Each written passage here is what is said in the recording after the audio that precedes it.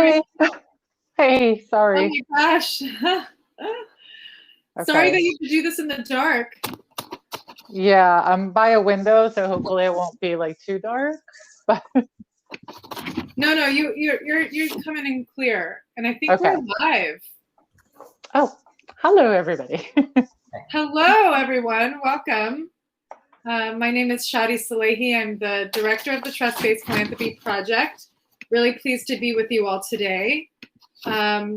Joined here with my two co-presenters that I will hand over to them to introduce. Why don't you go ahead, Gabriela?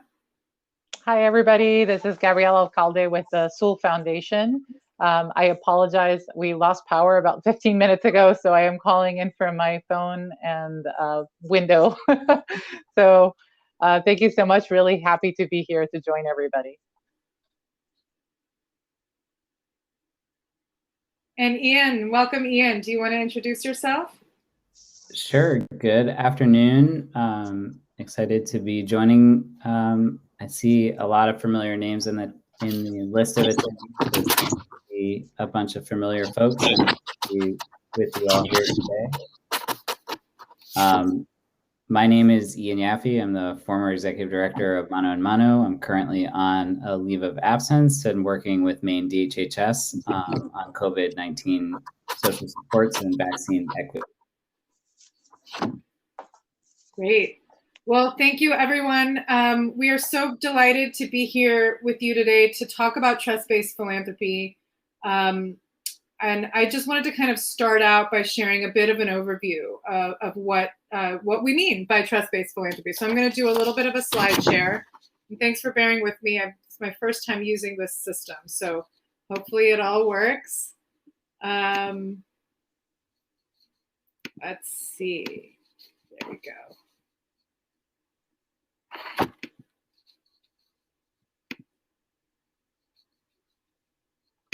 Are you all seeing my screen? I am not. Okay.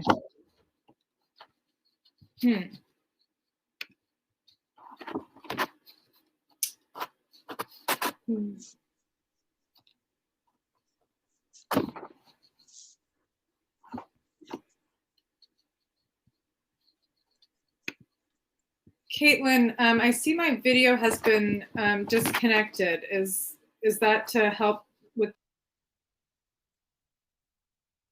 Oh, I think we just lost Shadi. Yeah.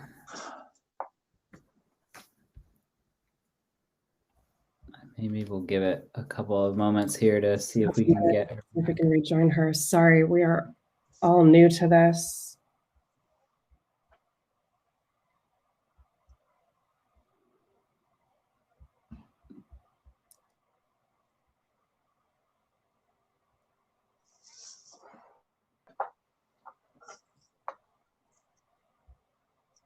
She may just need to join again. I accidentally, when you just slide to the side, it actually logs you off.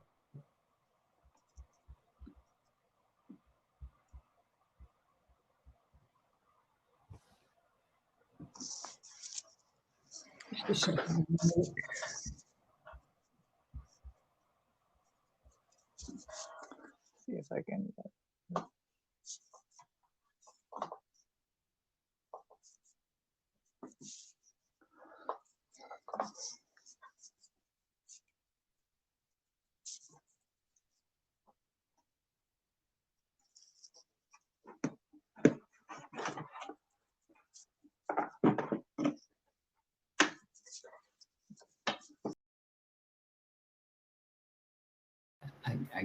I guess you're all stuck just with me right now. But Gabrielle is back now, though. Yeah, I got kicked off. Cool. We don't have Shadi yet. Let me see if I can. Cool.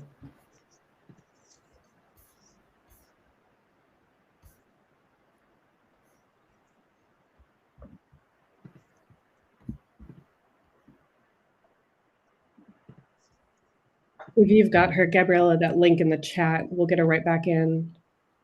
Okay. Yeah, I think everybody that is a participant here is just listening to us, trying to get the connection back. It's unlike Zoom. I can't see everybody else, so I can't tell what you're thinking. But we should be good to get started here in a couple more minutes. Yeah. I see. Phil says hi. So you can see us. Yeah, I was trying to see if I could pull up slides to share them, but I am not able to do that either. Cool. So I'm wondering what we can get started until we get Shadi back on here in terms of trust-based philanthropy. I actually don't even know where the chat would be on here. It's on the right-hand side, maybe on the phone version. I'm not sure how it would look on there. Yeah. So it says the slide projector is broken like the olden days. And there we go. Okay. We've got 3 Shadis. I can stop my small talk. 3 of me now? I can't even, I'm only seeing 1. Oh my goodness. Well, now I can see people in the chat. So that I was not seeing that before. Thanks for bearing with all the technical difficulties. This is a lesson in nimbleness and responsiveness. You know, Gabriella's in the dark and my video's not working. I don't know if you're seeing 3 of me, but welcome. Thank you. Thank you for your patience. I'm actually not going to do a screen share because I feel like last time I did that, it booted me out. Yeah, thank you, Lores. Yeah, I agree. Great. Okay, well, here we are. Thank you for being with us. First I wanted to just get a little a poll, and you can just chat in the chat box. How familiar are you with trust-based philanthropy? On a scale of 1 to 5, 5 meaning you could be speaking on this panel with us today. 1 means you're kind of entering in for the first time, just getting started. Could you just give us a sense of like where you are from 1 to 5 on your familiarity with trust-based philanthropy? And you can just type it in the chat box. And as those responses are coming in, I will kind of get us started. We got a 1. Oh, great. Okay. Thank you. Oh, awesome. Okay, so we will just kind of start out with just the general introduction. I appreciate you all answering that question. So first and foremost, trust-based philanthropy is an approach that addresses the inherent power imbalances that exist between funders, nonprofits, and the communities that they serve. So this is kind of the fundamental thing that drives the thinking and the approach of trust-based philanthropy. And it's really addressing the fact that when you look at the philanthropic sector, as a whole, it's here to serve really good, it's to serve good purposes, right? To advance fairness, advance access, equity, opportunity, all these things are very positive values. But oftentimes when you kind of look beneath the layers, there's often a values to practice gap. So we have these great values that we espouse in philanthropy, but sometimes the practices don't actually match up with what we're working toward. So fundamentally, trust-based philanthropy recognizes that we can do things differently. We can do things truly in partnership with grantees. And we can do it with an intentionality of alleviating those power imbalances that exist. Because if you think about it, there's inherently a power differential between funders and nonprofits. Funders hold the funds, determine how the funds are spent and allocated. Nonprofits need the funds to do the work.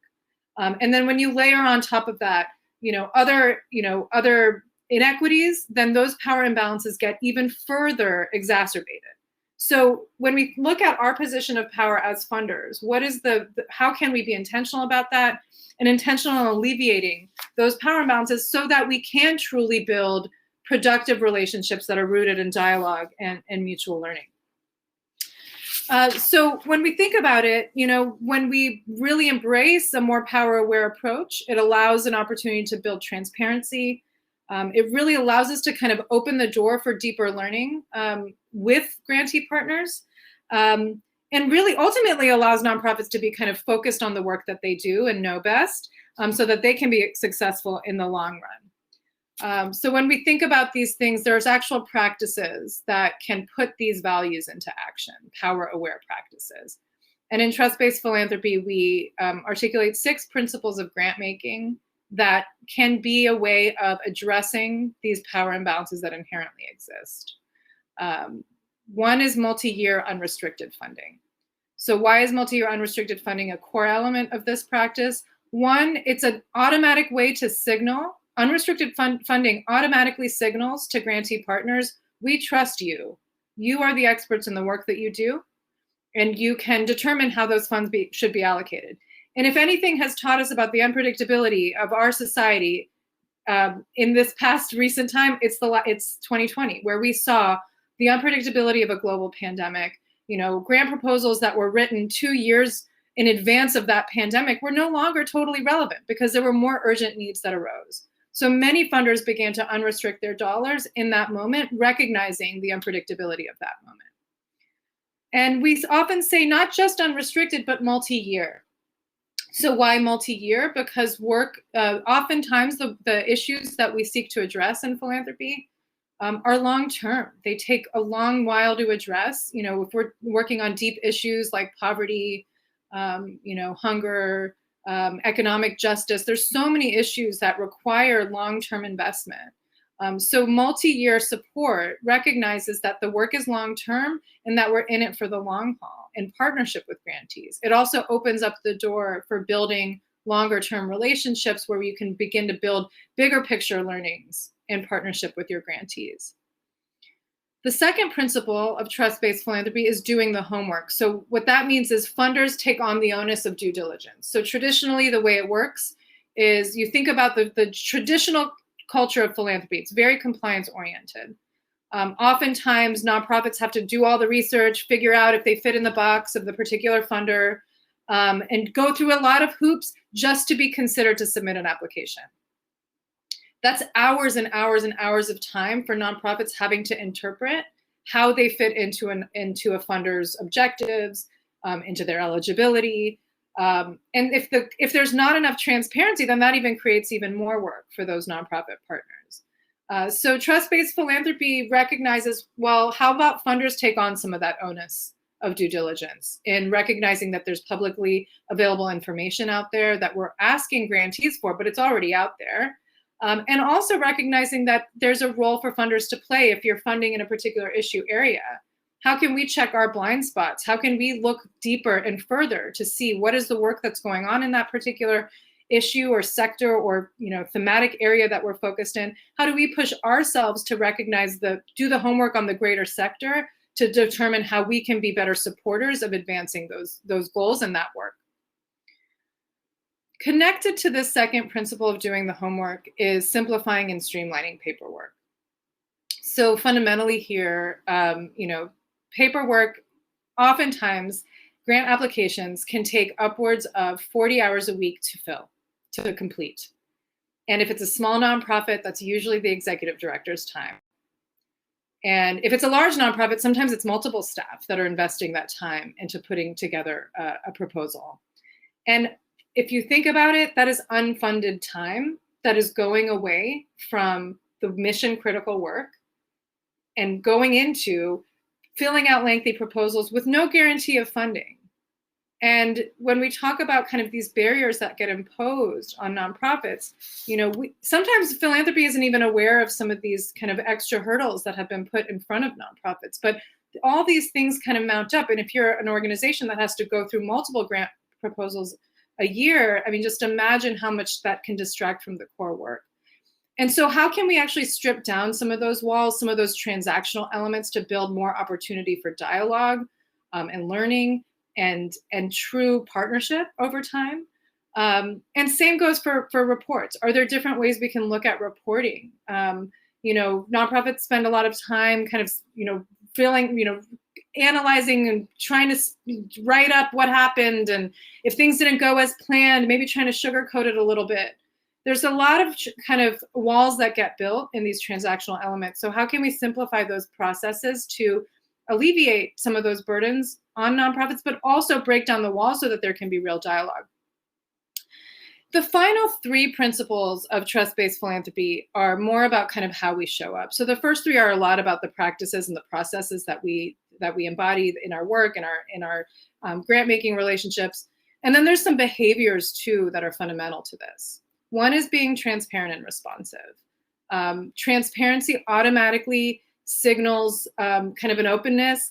Oftentimes we get questions about accountability. If you show up in a transparent way, you're way more likely to get that transparency back. It takes time to build, but it can be built over time. And responsiveness is also key. I used to run a nonprofit myself, and anytime I sent an email to a funder, it was like you would kind of, write the perfect email and then, hit send and then just wait for the response. And I got to tell you, there were a number of times where I never got a response to an email to my funder, that has been funding our work.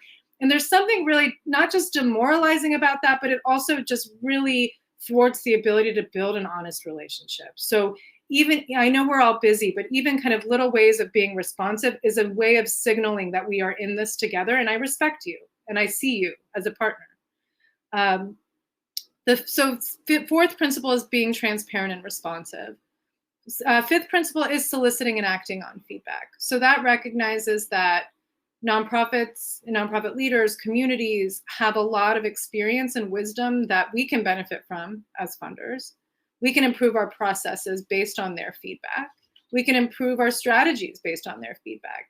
Even if we as funders are shifting strategy, that's a key moment to engage and involve nonprofits because they have been recipients of the support.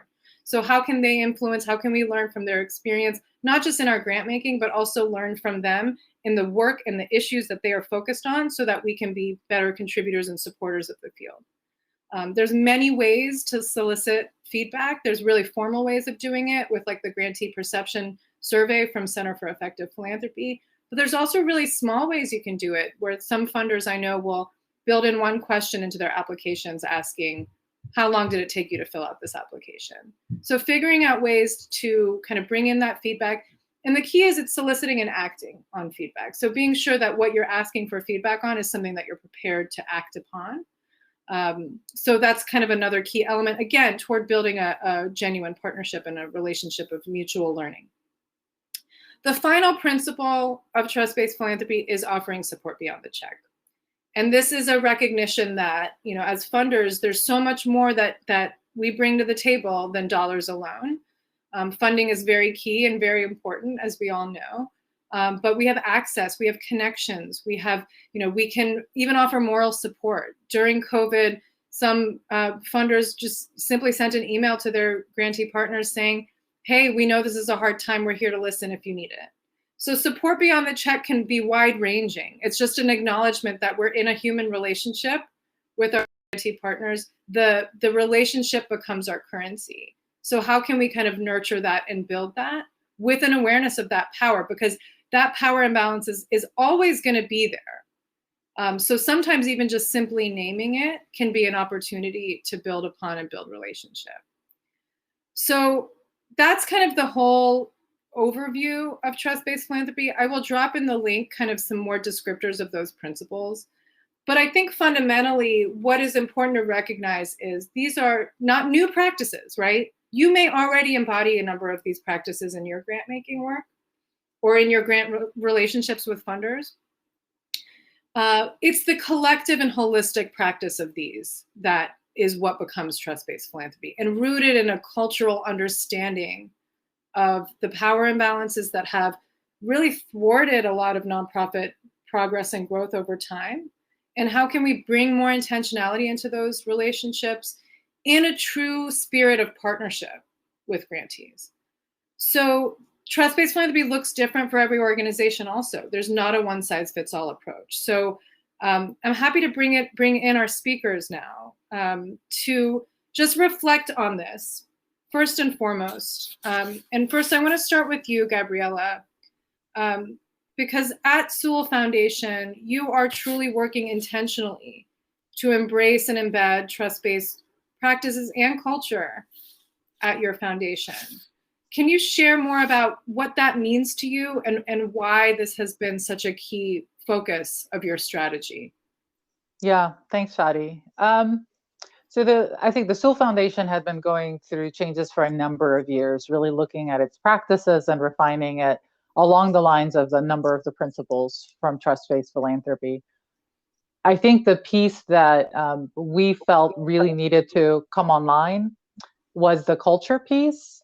I think we often stop in a very one-dimensional interpretation of sort of the trust-based philanthropy framework, and we don't think about the way that all the invisible ways in which culture shows up and manifests our values. So for us, the question was, how do we become aligned with our values? Excuse me. How do we become aligned with our values, and how do we manifest those values in everything we do internally and externally? So that's sort of been the framing impetus for a lot of the changes that we've been making for a number of years. The pandemic really just accelerated a number of them, because it really it brought us to a place where it's like, well, we had planned on doing certain things, but why would we wait when they're necessary now? And I think there's been something liberating about realizing a lot of the things that many of us thought, oh, we have to take this a little bit at a time, a little bit of change here, a little bit of change. We all started working remotely. We said, let's do away with all restrictions, no reporting. And the sky didn't fall, not from that part of it anyway. So I think that in the public sector particularly, we are so attached to the way things have been done as if there's some special reason for it. And frankly, a lot of our models came from banking and from the corporate world. They did not get created to nurture and harbor the types of relationships that are necessary to support community change and social change in general. So for us, the question was, how do we live into our values, and how do we manifest that in a way that is apparent in everything internally and externally? Thank you, Gabriella. And thank you for really reinforcing the importance of this being a values-based approach. It really is important to lead with those values and identify what those values are and use those as the North Star of making decisions. Because it is also possible to do those trust-based practices and still perpetuate inequities, still perpetuate power imbalances. So that's why the values work, the recognition and the intentionality around the power imbalance has to remain kind of a key element of this. And that work is ongoing, right? That's not like, a checklist kind of work. So Ian, I want to turn to you as a longtime nonprofit leader, having experienced multiple relationships with funders. What feels significant to you about a trust-based approach? What resonates for you? Yeah, thank you. Thanks for the question. For me, I think what resonates the most here is the idea of trust-based philanthropy as something that's aspirational, and something that foundations in particular can work towards, but will never be achieved. Like having trust is not fully possible given the power dynamics that exist. There's no way to take the transactional out of philanthropy without having philanthropy not exist. And that's not the subject of our meeting today. So, but I think really looking at the relationship, really questioning like which foundations, for a nonprofit, like which foundations do you feel like you actually have a relationship with, and which people do you actually hold relationships with? The same with foundations, really thinking about which of the grantees do you actually have a relationship with, and really doing an assessment on that. One of the only ways to build some sort of relationship that isn't just entirely performative and is the multi-year unrestricted operating support. And I would say that is the thing that philanthropy seems, and I mean philanthropy in Maine, seems to be the most hesitant to just like embrace. This isn't a new idea. It's not a new idea in Maine. This comes up like at every MPC conference that I've been to. And so I think there's like this moment of time here as we think about what is going to happen in 2021 and beyond to really implement some of those practices before going back to the way that things were. And then, allowing for that time and space to build relationships where I'm not even thinking about it. And there's only one, during my time at Mano and Mano, there was only one foundation that it was even possible to think about like long-term relationship work with, because that's the only foundation that had more than a couple of years of support. And that's the other thing, is like multi-year doesn't mean like a couple. Right. It means a length of time that is appropriate for the challenges that you are trying to address and the challenges that a nonprofit is trying to address, which are often generational. And I know you can't get to generational sometimes because that would be super annoying for finances. But there is, an aspirational step that you could, that could be taken here. And so I'll pause there. I know there's a lot of great things that we can get into there. But I think just like the word trust and relationship, like just do an honest assessment of that. And it's really difficult to even get past that first step to then be able to offer anything like anything else, any other types of support. There are some other things that you mentioned that are really meaningful and that can save time. And saving time is super important in building trust. Like, it's hard for you to build trust with me if I feel like you're wasting my time, and vice versa. But it's a long process, and it has to be. And I think, like Gabriella was mentioning, it has to be something that your organization is fully committed to, and your entire staff, your trustees. I know there's the other side of philanthropy besides just staff, because these things will just take a lot of time, and you have to move on them intentionally. Thank you. I think you raised a lot of important points, and one is this kind of resistance in the sector to multi-year unrestricted funding. And thanks to Jennifer for the question. I am curious to hear from both of you. What do you think is driving this resistance? Because nonprofits have been talking about the importance of this for decades, and there's research that shows that it's valuable. And even recently, the Center for Effective Philanthropy just put out a study that even though the vast majority of foundation CEOs recognize the importance of unrestricted funding, they're still not making it a long haul decision. Maybe there were unrestricted dollars during COVID, but it's not being designed as part of the future strategy moving forward. So what do you think is behind that? What do you think is behind that resistance? So I'll share some thoughts on that. I think it's built into the philanthropic sector a lot of cultural assumptions about wealth and what wealth means. Namely that I think in American culture, there's the assumption that people who hold wealth are wise and should have more decision-making power. And it's also a matter of when you give a group of people a job, they will sort of self-perpetuate that job.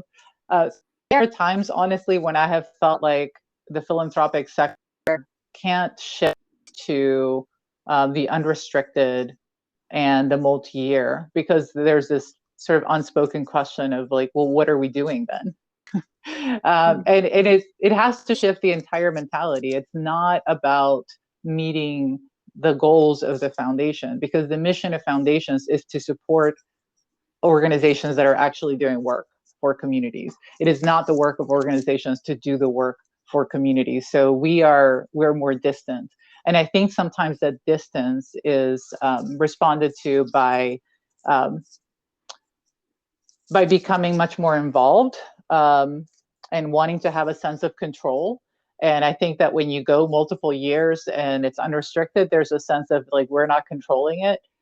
And I guess what I would say is philanthropy should not be controlling it. We should be in partnership. We should be learning. We should be spending our times and getting to know the organizations that are working in the communities, so that we know we know the work they're doing, we know the culture of the organization, we know their values, we know that we're aligned in that, and sort of lose that tendency towards thinking that we should be controlling things. I mean, it really does seem to, for me, come down to asking the question, how is power operating in this space? And why are we feeling the need to constrain the resources that really we're just stewarding towards, whatever our mission is? It's not our money. So I think that for me, it's a lot of mind shifts that need to happen. And it starts with asking the question around control and power. And is there the assumption that philanthropy somehow knows better? Because otherwise it's irrational behavior. Given any other mindsets, it seems like irrational behavior. Mm. Thank you, Gabriella. What about you, Ian? What resonates from that, or what thoughts do you have about the resistance to multi-year unrestricted? The first reaction I had was, well, because they don't trust us. I think it's probably a little bit more nuanced than that, but I think it probably also boils down to that. It's hard. And I think the thing that gets hard is, like, I think a lot of folks in the room are like, well, I trust Ian. I don't think that a lot of foundations have the level of understanding of what happens in the communities that we work with to even, I don't know how Gabriella would approach saying the Sewell Foundation trusts Mano and Mano. I don't know that that's actually possible. Or I don't know if it would be worth the amount of time that would be required.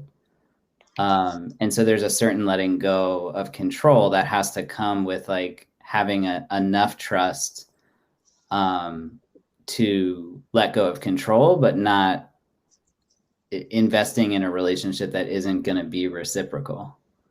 Right. And I'm not saying that it's really unique. It depends on how each organization is going to function and how a foundation sees its role. But I think that's the rub there is it does mean letting go of control. It means, none of us can predict what the needs are going to be 7 years from now. And it means kind of letting go of control of that. And thinking on a timeline that can be super scary. And being on the other, I'm on the other side. If you think trust-based philanthropy, try trust-based government.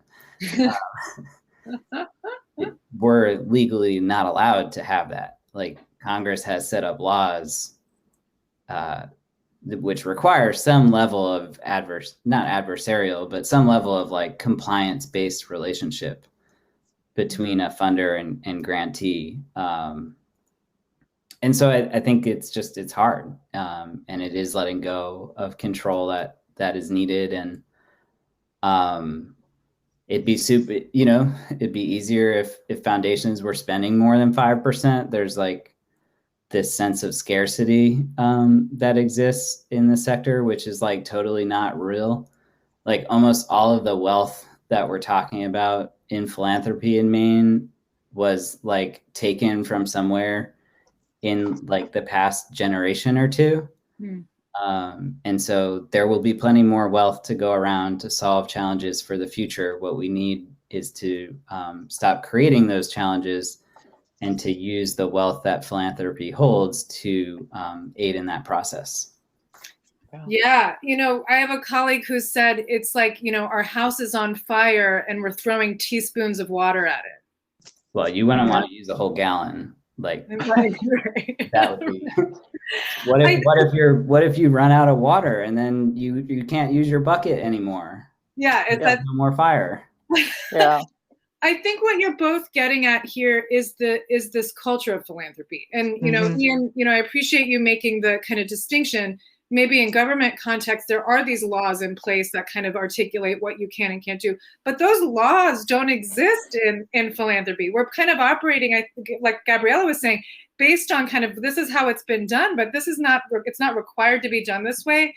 And it has perpetuated a compliance-oriented culture that is rooted in control.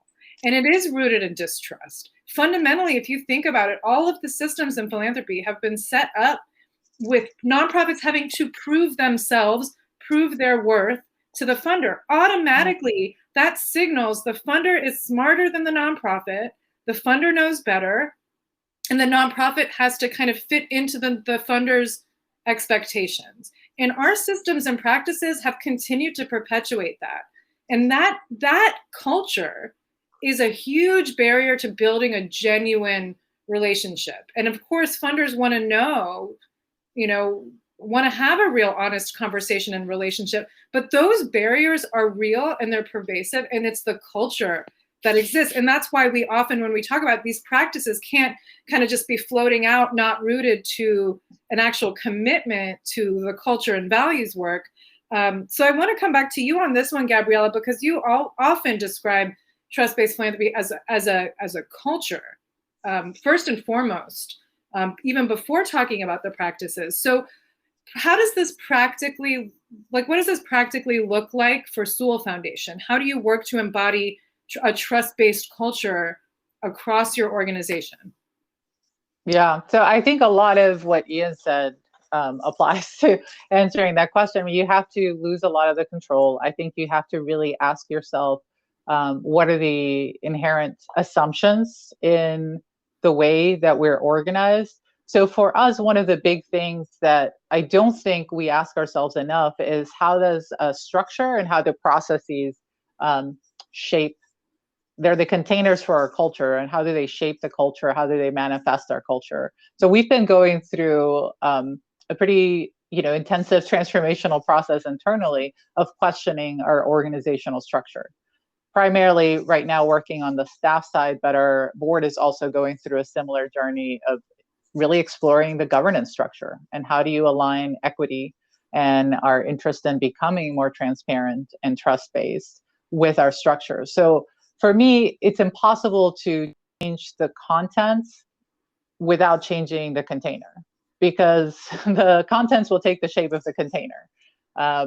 And our container is outdated. It is based on supremacist values and structures and frameworks. So if we continue to operate out of those structures, those containers, we're going to continue to replicate those behaviors. And I think a lot of what Ian was saying speaks to that. There's a sense of knowing better, even though philanthropy has very limited accountability, we're obsessed with accountability in the sector, but accountability of others, right? Like these extravagantly long application processes and reporting and metrics. And this is usually for year-to-year funding. And it's like, what do we actually think can change in 1 year?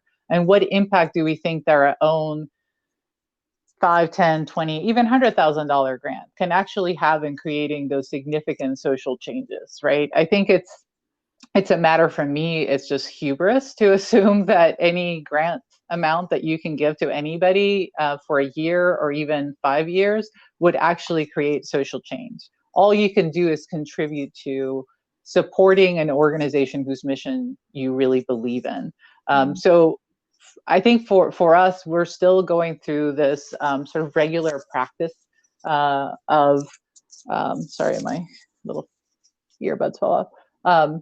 So we've done things like taking our values and translated them into operating principles. And then we actually do repetitive exercises, because in order to change culture, you have to be intentional and we have to be repetitive. So we ask ourselves, what does this principle mean? How does it show up? Like actual examples. Also looking at our community practices. How do we interact with each other? How do we treat each other? Because that shows in how we treat people externally. If we only focus on the external facing, I think you can see through that. I mean, so for me, we have to change our structures. We have to change our processes. We have to question the purpose for anything that we're asking for or doing. And we have to turn our obsession with accountability and stop asking for grantees to do things that we don't ask of ourselves. Thank you, Gabriella. And there's another piece of what you're talking about that we've discussed in the past. It's this notion of like culture is contagious, and philanthropy, given the power position that it is in the greater sector, it's the driver of culture in a lot of ways. So these cultures get perpetuated. It's like it's contagious. So like this like compliance culture gets perpetuated in the nonprofit sector. It gets perpetuated in boardrooms. And so I want to come to you, Ian, you know, having experienced a wide range of relationships with funders, kind of thinking about like the aspirational culture of trust-based philanthropy compared to like the current kind of compliance-oriented culture of traditional philanthropy. You've probably witnessed how foundation culture can be contagious and kind of catches on in the nonprofit sector. I'm just curious if you've seen examples of that kind of, you know, cultural contagion kind of seeping into the nonprofit sector. Do you want the good examples or the bad examples? Bring it on, both. Let's do the good, bad, and the ugly. I guess for contagion, there's probably not that many good examples. But I think there are some ways that maybe, and I, you know, sometimes it's hard for me to know. Like I know sometimes with foundations, like we talk for like a couple hours per year. And I assume you talk to like a bunch of nonprofits for a couple hours per year. So you get this like really broad view of like what's going on, but that's like very superficial at the same time. And so I think for some of these things, it's hard for me. Like, I don't even know if it's like, do you know, like when you create a form and it's like, we have to report this thing up, that it's like, well, my choice is usually just to like have that roll down. I'm like, so guess what? Like every month now staff are going to like spend time reporting a bunch of stuff so we can like have it all compiled at the end of the year. Cause I don't like, I'm not going to remember like how many people came to this thing like a year ago. I'm not even remember if it was like last week. So we have to like invent our own internal reporting requirements to like gather what we think the external reporting requirements are, because if you don't like track it, it didn't happen is the message that we sort of get. And that has improved a lot with foundations, but I think it took me a long time to realize like just propose some like easy stuff so everybody can like check the boxes off. Like I used to like create all these like outcomes and like sell the world for like a $10,000 grant. And I've learned don't do that. Just so, but I think that's like an example is sometimes like I don't in my seat, like I'm just looking at your website. I'm like, what are the words that are going to make you happy? And then I will like use those words in an application to translate like what we actually do into the language that feels like it will be understood. And then I will like invent a bunch of fake deliverables that will make it seem like we are making progress on like this big challenge that's impossible to measure progress on in a year, much less 5 years. And so then it's like we kind of have this thing, even if you were trying to do like trust-based, like even if you're trying to trust us and have a real conversation, I'm kind of like sending you stuff that I think you want to hear to such a degree that like we're not actually really having a conversation, and we both like leave that conversation pretty satisfied because you are like, you philanthropy are looking at like me nonprofit being like, wow, like you achieved all the stuff that like means a lot. Like we had a whole focus group and like 2-year retreat to come up with like these words and mission, and you're like doing our mission. That's awesome. But it's not really like, it's not really real at the same time, but we've now invested like too deeply in it to even come out of that.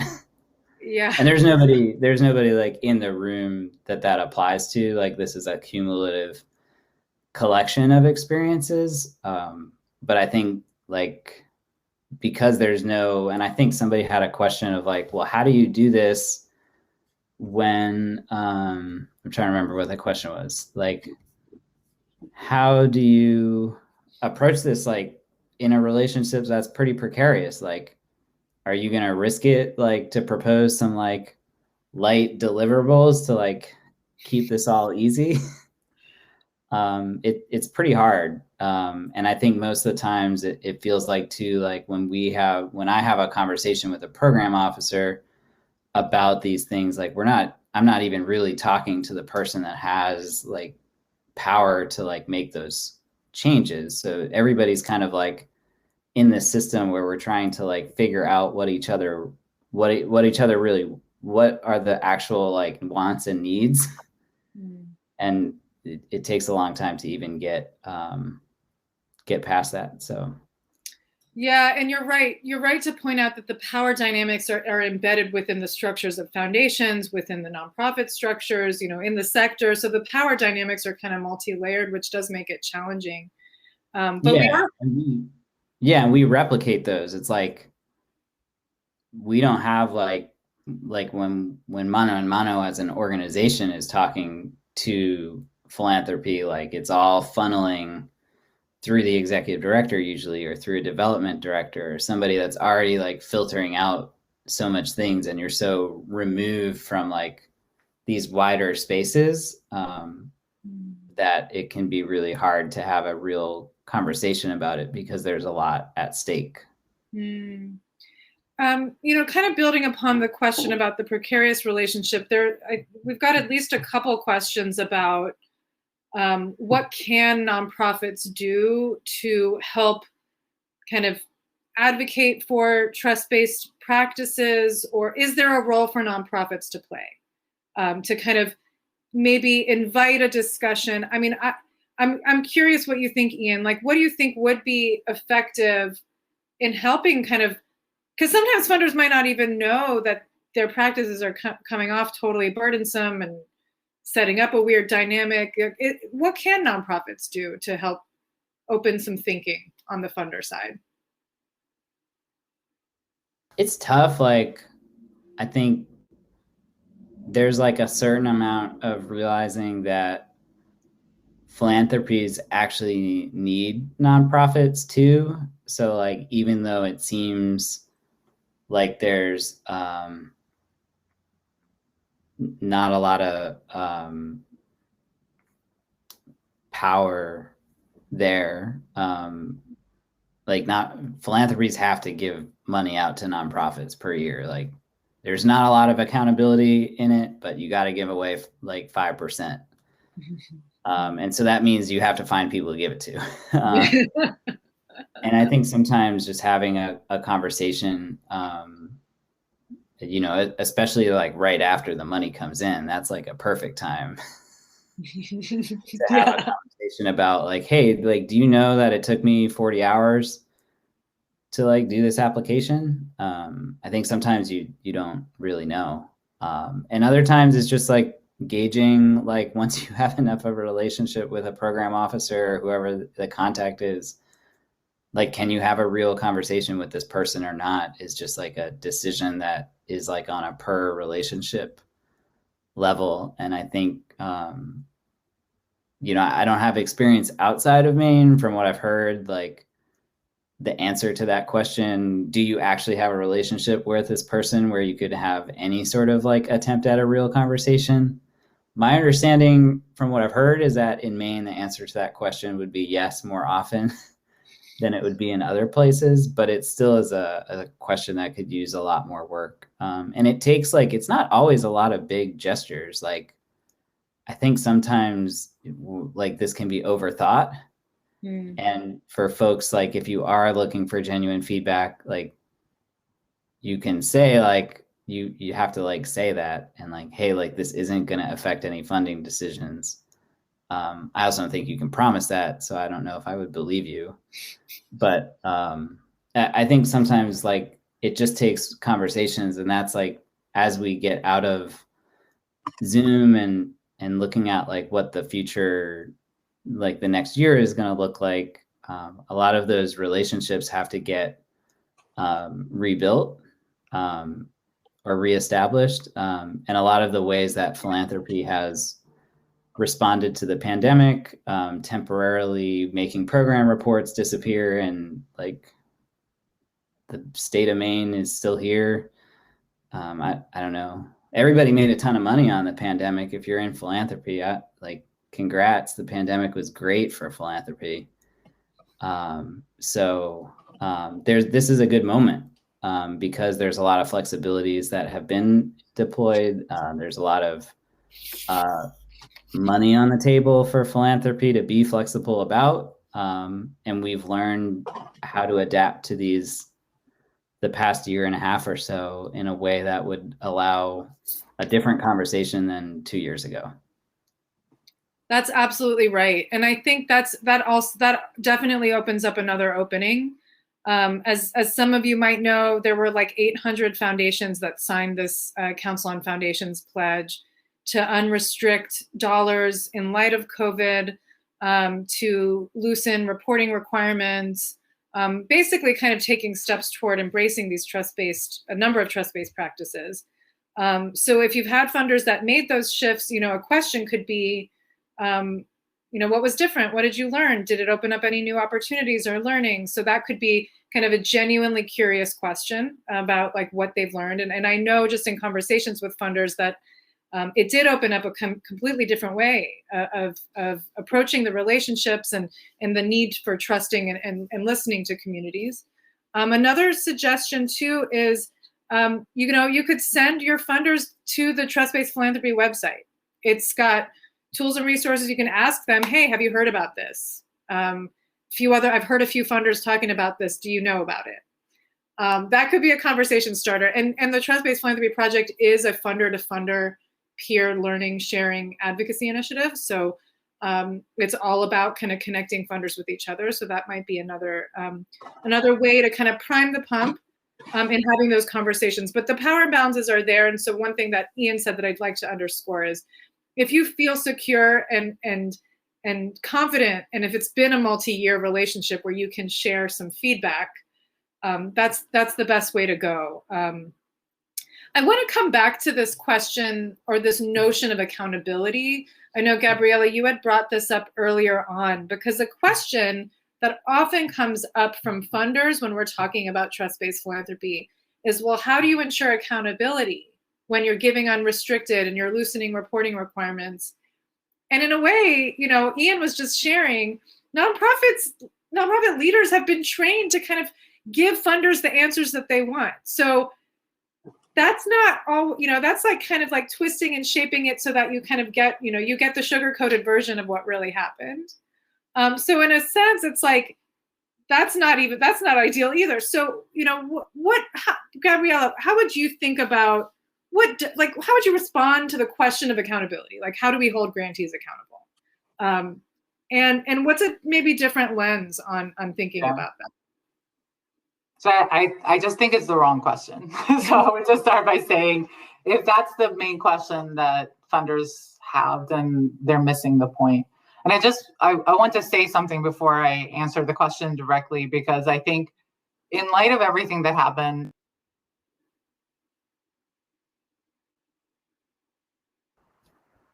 many countries are not seeing the light at the end of the tunnel as we are in the US.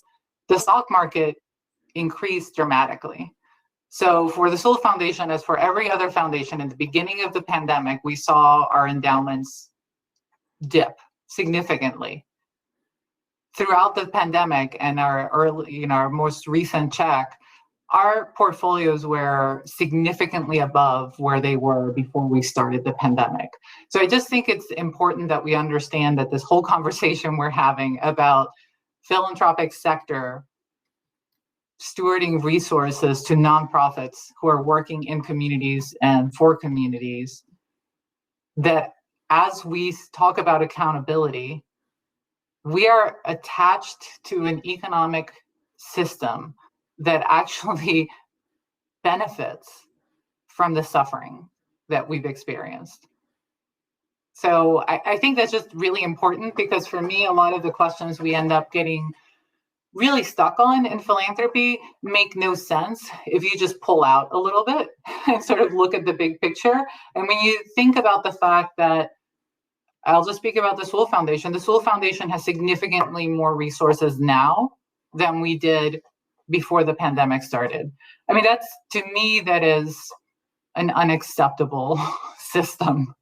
So I have to be very aware that that's what we're talking about. We're talking about a system that that has financial rewards when people suffer, that is completely separate and unattached to the realities of communities and the realities of people. So within that framework, within that understanding, again, how do we hold grantees accountable is just the wrong question. How do we know the work that grantees are engaging in is a better question. And again, that the onus is on us. And to Ian's point, we can create all these artificial ways of holding accountability and gating information that I've been on the other side. Most of my career has not been in philanthropy. And I've been in the same place. I've sat with people where we've been like, okay, so do we make something up? Or do we risk losing funding and then having to let some of our staff go, or not providing a service, or canceling a program? And then how do we reframe things so that as the funder changes the thing they're interested in, we can continue to provide the services or the programming that we know our communities actually need? So I just, again, I think philanthropy has to really analyze itself, understand how we came to be. And once you do that, it's really hard to speak from a place of wanting to hold others accountable for the work they're doing when there's such limited accountability of us. And in fact, this 5% payout should be a floor, not a ceiling. And yet the percentage of foundations that increased payout even in 2020, and then those that did increase their willingness to continue to pay more than the 5% is very low. When you're thinking about how many people lost their jobs, lost their homes, were very ill. I mean, it's just, if this pandemic does not cause us to question everything about the way we've been doing philanthropy, then I'm less optimistic than I'd like to be. I think accountability is the wrong question. I think it's the wrong framing. Again, accountability is attached to compliance, and the compliance culture does not create social change. In fact, it thwarts creativity, it thwarts innovation, which, philanthropy loves to talk about innovation, but it wants innovation within the parameters that we set, within the time frame that we have to report to our trustees, not within the time that change actually occurs in the world, and not driven by the priorities that communities have. So I would just say the accountability question is, first, let's read a little bit about philanthropic history and our origins. Let's think about what accountability we have. And then let's start asking questions about how can we be better partners to our grantees so that they can be more effective. I mean, the fact that people have to spend so much time and energy chasing funding and reapplying for funding with a funder that they have known for years, I mean, it's embarrassing. I mean, I don't think that that's right. And I think that we need to accelerate our ability to change, because if we're really going to speak about partnership, which I think is an increasingly used term, and we use it as well, we have to change how we behave. We can't ask the world to change to accommodate philanthropy. Philanthropy has to really change and recognize that it is not our role to solve the world's problems at all. It is our job, frankly, to repair some of the harm that has been caused by the very fact that philanthropy could even exist, by the vast wealth inequities. The fact that that is where we come from, that is why we exist, is enough of a reason for us to really be focused on how do we repair the harm that we've caused historically? How do we engage in conversation with other sectors about the fact that in the wealthiest country in the world, we need philanthropy because government does not provide for the very basic and essential needs of people. So these are, I think, the philosophical questions we should be asking ourselves and having with our boards, because when you pull that lens way back, the questions cannot be as microscopic as what we're stuck on, with all these like very specific metrics that we ask of grantees that have nothing to do with reality. And I'll just share a story from a job I had many, many years ago. It took us 2 years to persuade our board to remove a metric that we knew, because of extensive research, was impossible to achieve in a 5-year period. It was changing BMI at the population level. And we kept saying, look, there's extensive research that shows you just can't do it. And we're only investing in 2 school districts, and we're just not going to see that. So all we're doing is we're going to be telling our grantee partners that they failed because there's no way they can meet this metric outcome. But it took us 2 years to persuade our board to do that. And during those 2 years, we were asking our grantees to collect all this information, which was extremely challenging to collect. They had to hire extra people to even do, surveys with students. And in the end, it meant nothing, because there was no realistic way to cause that population level change to happen. So we have to work on our cultures, because there's a lot of the things we do that come from misunderstanding how social change happens, from not understanding our history, and from, frankly, being stuck in a supremacist culture that presumes that we have more knowledge and therefore should have more control of the relationship that exists between funder and grantee. Wow, thank you, Gabriella. This is kind of bringing back in we're getting a big question, kind of like, thinking about this, as you've mentioned, Ian, as like an aspirational approach. I often talk about it as a journey, not a checklist. Ian, curious what you think, what could be possible if this was widely embraced, trust-based philanthropy? What would it free organizations up to do? Why is this something that should even matter to funders? It's a good question. There's a couple of practical reasons, just from my experience at Mano and Mano. We have these, we had about 71 employees last year. We have a lot of seasonal staff. We're not that big, but, I would say about 50 to 60 of them are in a single funding bucket, and that only is possible through government grants. Philanthropy doesn't give enough money out, in general, to have accountability.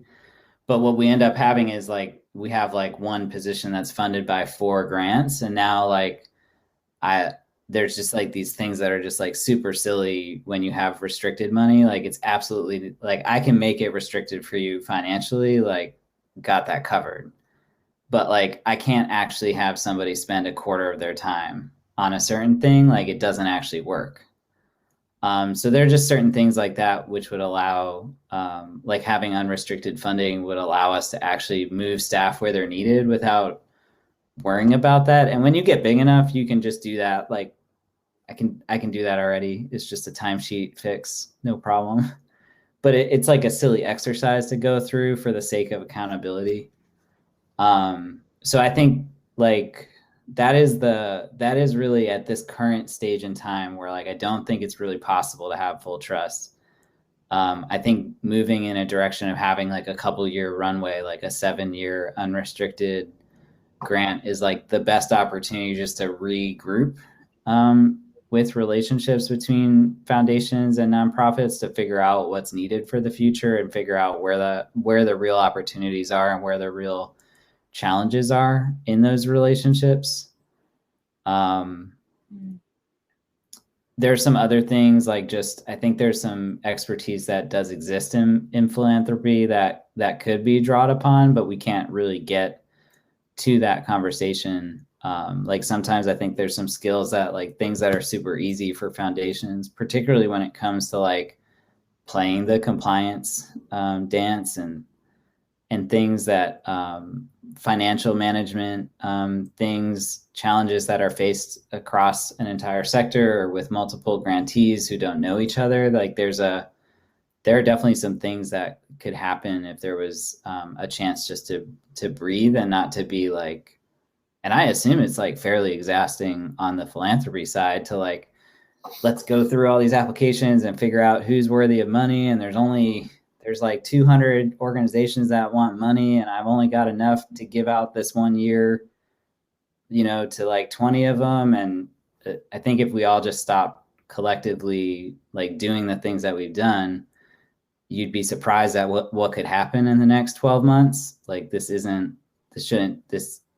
wouldn't take that long. But it would also allow nonprofits to really invest more of the resources. Like I'm not trying to say like a $25,000 grant is not going to be transformational. It would at least allow us to like invest that where it needs to go, without having to pull out like 20% of it to go to, and I'm not saying don't fund indirect costs. That's like a whole other thing. Please fund indirect costs. If you're not doing unrestricted grants, then don't forget that I can't run a program for free.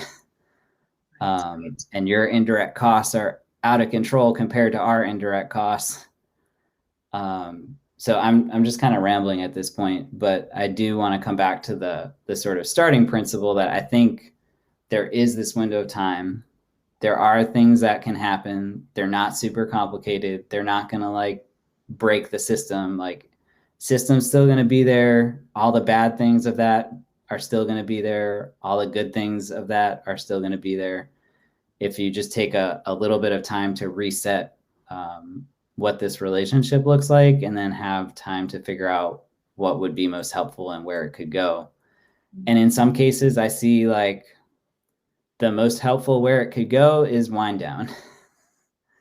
It would be wonderful for foundations to be thinking about what that would look like and what it would look like to actually invest, accumulated wealth in equity into a proportionate response to the challenge. But you're not going to have foundations wouldn't even be set up to know how to do that without, taking a couple of steps first to figure out where the priorities are and what relationships look like and how to get to the point where you could even have a genuine conversation and get to know a little bit more about what the actual work is. Yeah, and thank you, Ian. I think you're getting at some of the benefits to the funder as well for embracing a trust-based approach. So, Gabrielle, I want to come to you. What's in it for the funders? Why is this something that beyond the advantages and the opportunities that it opens up for nonprofits? What do you and your team get out of embracing a trust-based approach? Yeah. First, I would say that philanthropy really does need to reorient itself towards what is it that actually drives us. And I think sometimes we get confused and we get stuck on loyalty to our own organization. And that's not what we should. I think our alignment and our loyalty should be to the communities where we work. And so that's the first thing I would say.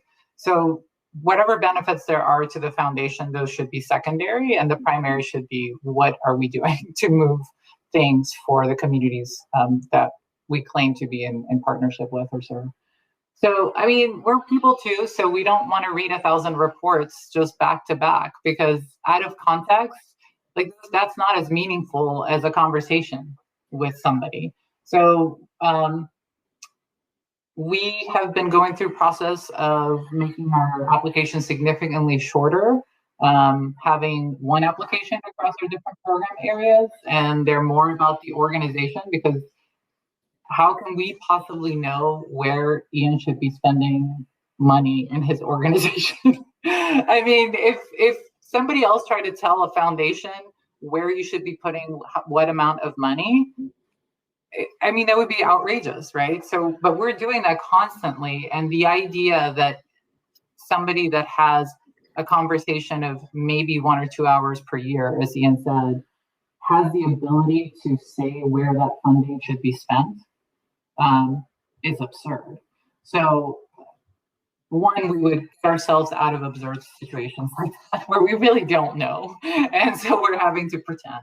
Two, I mean, our staff is much happier in the pandemic has limited our ability to actually be in the communities, but, we've managed to connect virtually.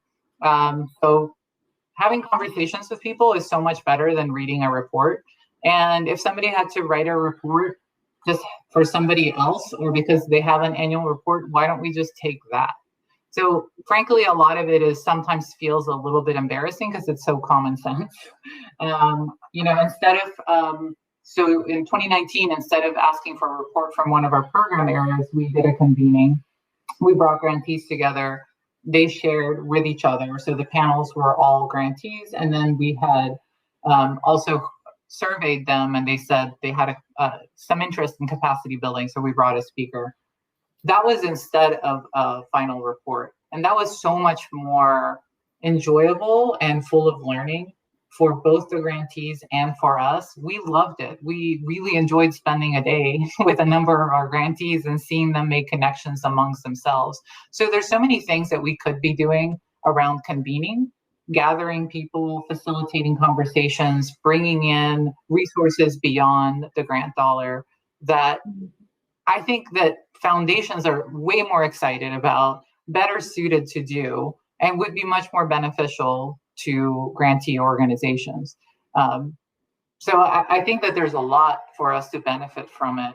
But in the end, the question should be, how does this benefit the communities that we claim to serve?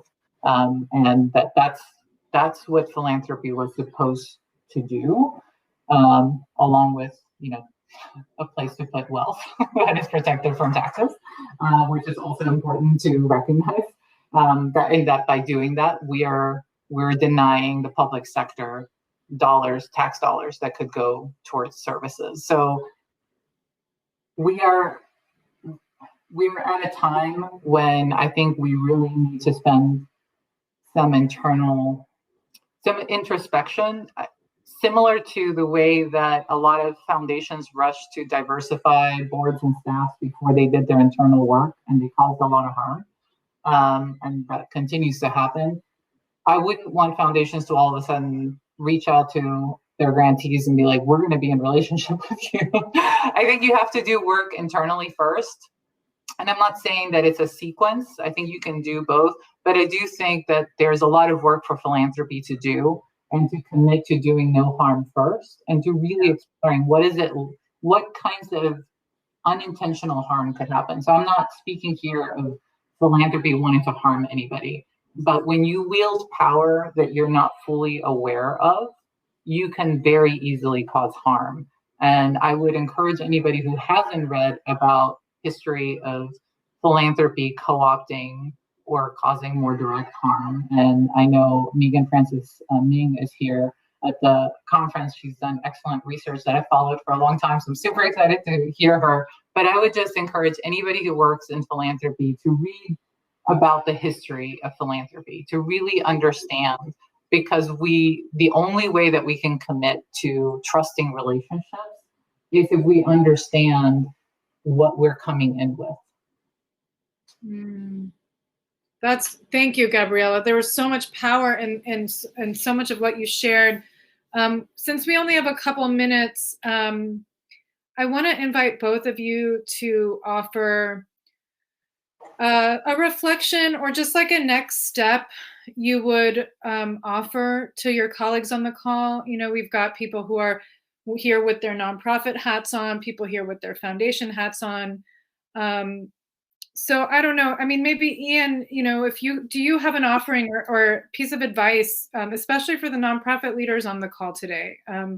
What's something that, what's the next step that they can take toward kind of working toward this aspiration of a trust-based culture?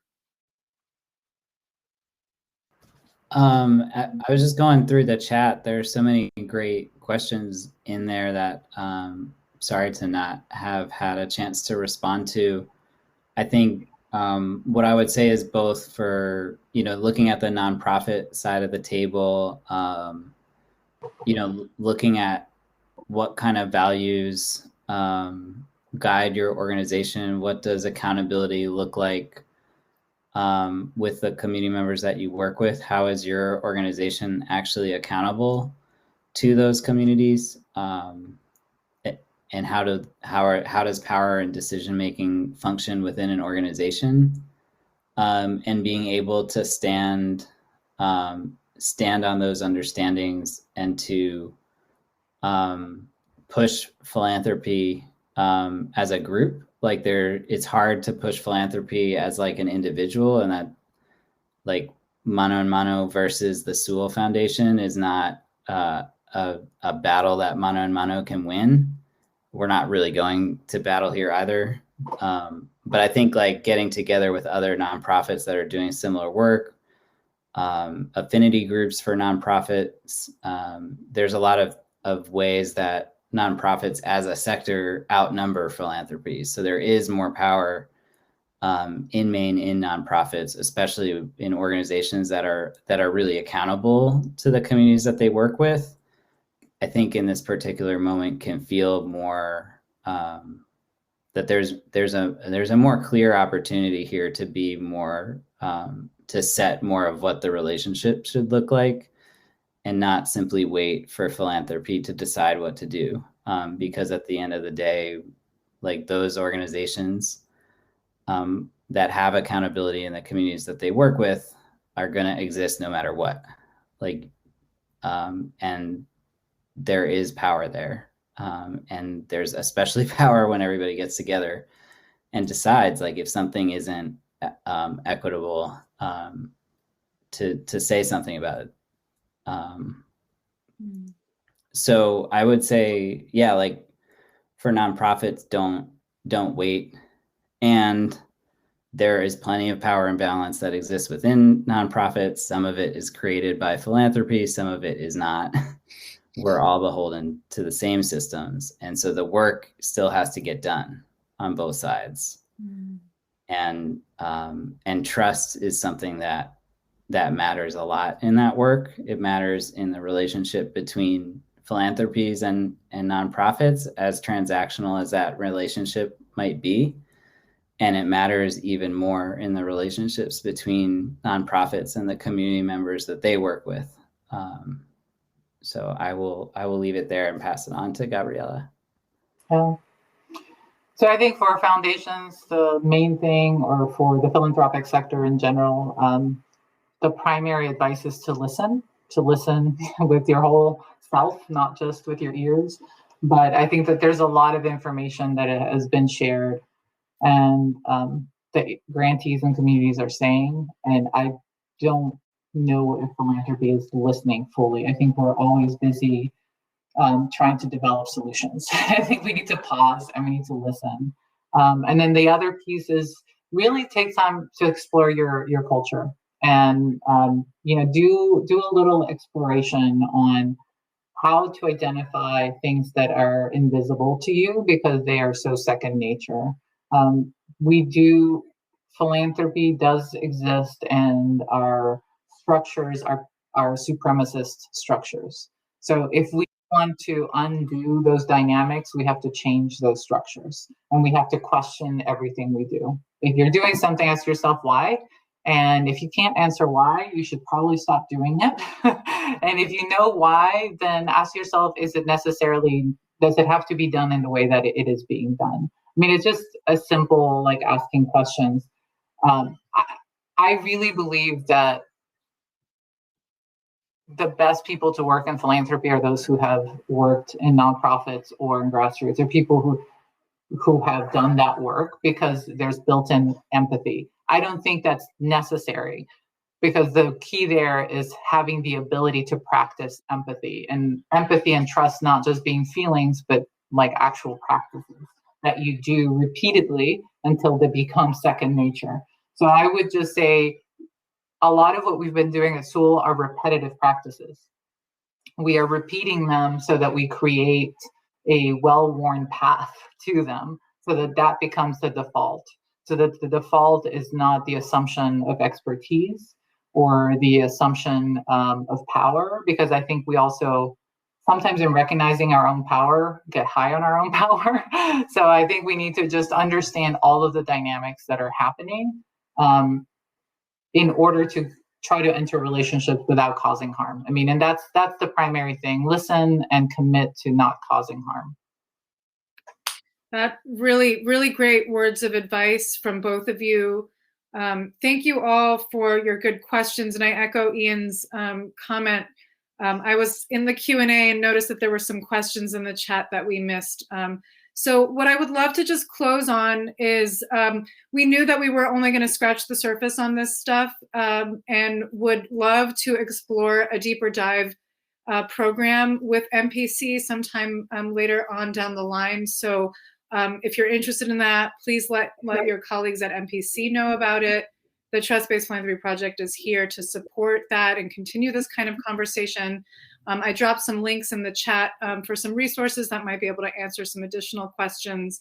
But with that, just really a lot of gratitude to Ian and Gabriella for sharing so candidly and openly about this work. And thank you to you all for your patience. I know we had a clunky start, so thanks for sticking with us and for staying so engaged. We really appreciate you. Thank you. And I'm just going to hand it back to you, Caitlin. Thanks so much. We're all set. All right. Have a great rest of the conference, everyone. Take care. Thank you, everybody. Bye-bye. I'm just going to stay on for a couple more seconds to give a chance to catch up. Guys, thank you. Yeah, sorry.